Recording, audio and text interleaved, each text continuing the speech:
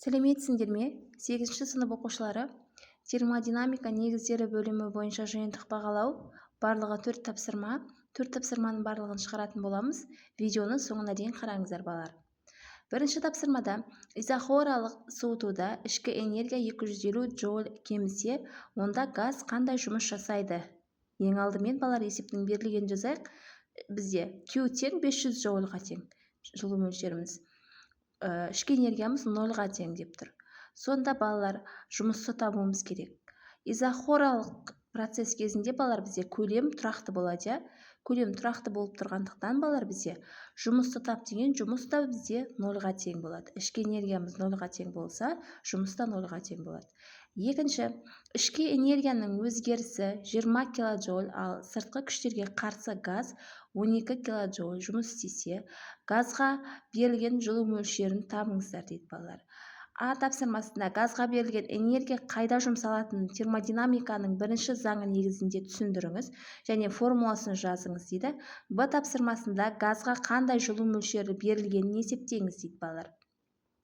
Ал кеттік шығарайық. Есептің берілгені А тең 12 килоджоульға тең, ішкі энергиямыз 20 килоджоульға тең, жылу мөлшерін табуымыз керек. Алдымен А тапсырмасында ережемізбен формуламызды жазып алайық. Газға берілген жылу мөлшері оның ішкі энергиясының өзгерісіне және оның механикалық жұмыс жасауына беріледі. Формуламыз Q тең U қосылған А.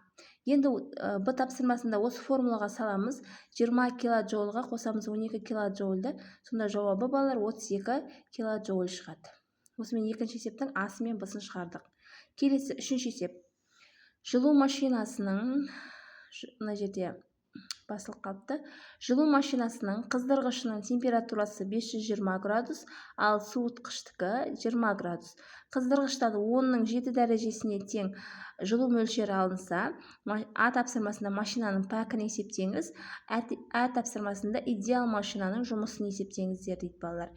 Есептің берілгенін жазайық. Т1 бізде 520 градус, Т2 бізде -20 градус, Q1 бізде 10-ның 7 дәрежесі джоуль. Табуымыз керек А тапсырмасында жұмысты, Б тапсырмасында пәкті. А тапсырмасынан бастап орындайық. Бізде пәк тең Т1 азайтылған Т2 бөлінген Т1 көбейтілген 100% деген формула арқылы пәкті табамыз. Ең алдымен біз Цельсий шкаласын Кельвин шкаласына келтіріп алуымыз керек. Цельсий шкаласын біз балалар 273-ті қосу арқылы Кельвинге айналдыратын біз. Сонда Т1 бізде 520 градусқа 273-ті қосатын болсақ, 797 Кельвин шығады. Енді Т2-ні табу үшін -20 градусқа қосамыз 273-ті, минус пен плюс минус болып кетеді. Сонда 253 Кельвин болады. Енді пәкті тапсақ болады. 793 Кельвиннен азайтамыз. 253 Кельвинді бөлеміз 793 Кельвинге, көбейтеміз 100%-ға, сонда жауабы 68% болады. Ол дегеніміз 0,68-ге тең. Енді Б тапсырмасында жұмысты табыңыздар деген А тең пәк көбейтілген Q1 деген формулаға саламыз. 0,68-ді көбейтеміз 10-ның 7 дәрежесі джоульға, сонда жауабы 68 көбейтілген 10-ның 6 дәрежесі джоуль немесе 6,8 мегаджоуль шығады.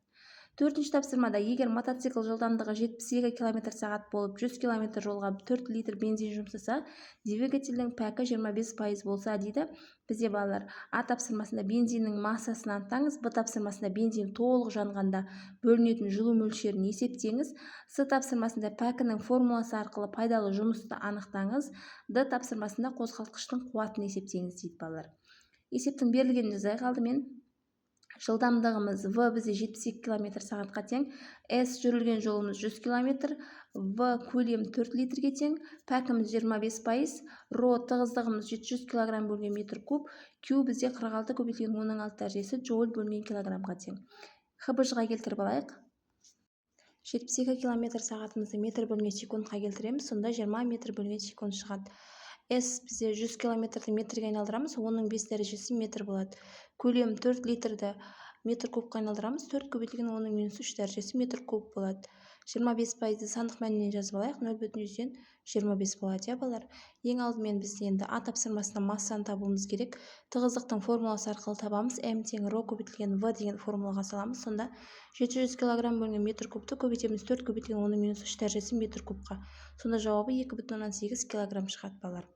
Б тапсырмасында жылу мөлшерін тап деген Q тең QM деген формулаға саламыз. 46 көбейтілген 10-6 дәрежесі джоуль бөлінген килограммды көбейтеміз 2,8 килограммға. Сонда жауабы 12,88 көбейтілген 10-7 дәрежесі джоуль шығады балалар. С тапсырмасында пәкті тап деген пәкті біз пайдалы жұмысты бөлеміз жылу мөлшеріне. Осы жерден пайдалы жұмыс табылатын болсақ, пәк көбейтілген жылу мөлшері болады. Осы формулаға саламыз. 0,25 көбейтеміз 12,88 көбейтілген 10-7 дәрежесі джоульға. Сонда жауабы 3,22 көбейтілген 10-7 дәрежесі джоуль шығады балалар. Енді қуат тап деген А бөлінген Т деген формуладан Т-ның мәнін тауып аламыз. S бөлінген В арқылы оның 5 дәрежесі метрді бөлеміз 20 метр бөлінген секундқа. Жауабы 5 көбейтілген 13 дәрежесі секунд шығады. Енді N тең А бөлінген Т деген формулаға саламыз. Дайын сандық мәндерді орнына қойсақ балалар, бізде 6440 ватт шығады екен балалар. Осымен бөлім бойынша жиынтықтың барлық есептерін шығарып аяқтадық. Түсінбеген жерлеріңіз болса комментарийға жазыңыздар. Сау болыңыздар.